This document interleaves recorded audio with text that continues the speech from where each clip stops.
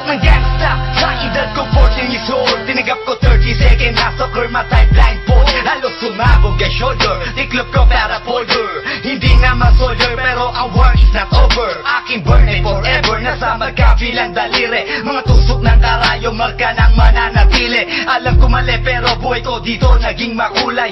Bala ang alay para sa aming mga kaaway. Ang mawali sa minamahal, ako'y nakahanda na. May tempo ang kalaban ng edad, ihihito na.